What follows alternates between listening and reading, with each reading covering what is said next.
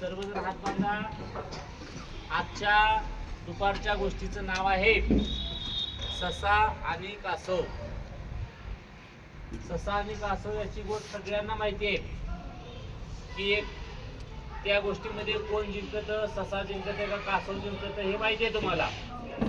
पहिली जी गोष्ट आहे, एका डोंगरावर झाड असतं आणि या ठिकाणी पोहोचायचं असतं. ससा आणि कासव पळायला लागते. पुढे गेल्यानंतर ससा काय करतो, गाजर वगैरे खातो सगळं आणि झाडाखाली झोपतो, त्याला झोप लागते आणि मग कासव हळूहळू पुढे जातो आणि तो डोंगरावर पोहोचतो. कासव जिंकतो हे सगळ्यांना माहिती आहे. पण गोष्ट इथे संपलेली नाही. जेव्हा तिथे कासव जिंकला तेव्हा सशाला वाईट वाटते, आला आपण एवढं हुशार आहे, एवढं पळतोय आपण आणि या कासवाला काही येत नाही, माझ्या पुढे गेला. तो म्हणते नाही नाही, म्हणते तू चिटिंग केलास, मी झोपलो म्हणून तू जिंकलास, आता परत शर्यत लावूया. पण दुसऱ्या वेळेस शर्यत लावताना म्हणणार की मग परत शर्यत लावतात. दुसऱ्या शर्यतीमध्ये कासव हळूहळू चालत असतो आणि ससा जोरात पळतो. वाटेत कुठेही तो झोपत नाही, काही खात नाही आणि ससा काय करतो, शर्यत जिंकतो.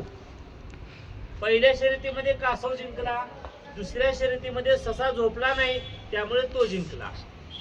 कासवाला राग येतो, आता म्हणणार असं झालं बाई, म्हणणार नाही, म्हणणार तिसऱ्यांदा शर्यत लावूया.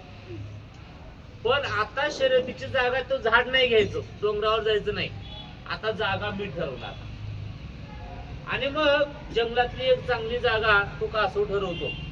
दोघं पण शर्यत लावतात, पळायला लागतात. ससा जोरात पळत जातो आणि पुढे गेल्यानंतर ससा तिथेच थांबतो, पुढे जातच नाही. कासव येईपर्यंत थांबतो. कासव हळूहळू येतो, अरे बघतो तर ससा इथंच आहे. मग हळूच काय करतो, का ससा का थांबतो माहितीये, पुढे एक मोठी अशी नदी असते आणि त्या नदीमधून त्या सस्याला जाताच येत नाही. मग कासव म्हणतो हळूच येतो, नदीमध्ये पाण्यामध्ये जातो कासव आणि पाण्यामध्ये पोहत पोहत पोहत पोहत तो काय करतो, नदी पार करतो आणि पुढे जातो आणि पुढे जाऊन बाय बाय करतो सस्याला. आणि मग अशा पद्धतीने कासव शर्यत जिंकतो. तिसऱ्या गोष्टीमध्ये कोण जिंकला, कासव. आता चौथ्यांदा सशाला राग येते, नाही नाही म्हणता ही चिटिंग आहे, तू असली जागा काय घेतलास, नदीमध्ये आल्यामुळे मला जाता आलं नाही. आता चौथ्यांदा म्हणणार मी जागा ठरवतो. मग चौथ्यांदा जागा ससा ठरवतो. ससा पुन्हा झोपत नाही, नदी वगैरे काही वाटत नसते आणि चौथ्या शर्यतीमध्ये ससा जिंकतो. पुन्हा कासवाला राग येतो, मग दोघे एकत्र येतात, ससा आणि कासव. हे बघा, सशाकडे गुण कुठला चांगला आहे, पळण्याचा गुण चांगला आहे.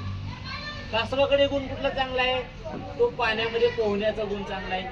मग ते दोघे म्हणतात आपण आता भांडण करायचं नाही, आपण दोघे एकमेकांना मिळून काम करू, दोघं पण एकत्र जाऊ. तू जेव्हा जमिनीवर जाशील का नाही, मला चालता येत नाही, मला पाठीवर घे. मग ससा त्या कासवाला पाठीवर घेतो आणि पळतो. आणि जेव्हा नदी येईल तेव्हा कासवाच्या पाठीवर ससा बसतो आणि मग पाण्यातून ससाला घेऊन जातो. अशा प्रकारे दोघे पण एकमेकांना मदत करून त्यांचं आयुष्य जगत असतात. मित्रांनो, गोष्ट संपत्ती या ठिकाणी. पण गोष्टीचं तात्पर्य काय आहे की प्रत्येकाकडे जसं कासव आणि सशाकडे वेगवेगळे गुण आहेत, तसं तुमच्याकडे सुद्धा प्रत्येकाकडे वेगवेगळे गुण आहेत.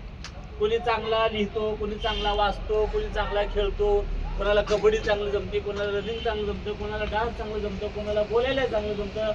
म्हणजे प्रत्येकाकडे गुण वेगवेगळे असतात आणि प्रत्येकाने एकमेकांना मदत केलं तर आपल्याला आपलं आयुष्य आपण सुखानं चांगल्या पद्धतीने जगू शकतो. हेच आपल्याला या गोष्टीतून शिकायचं आहे. धन्यवाद.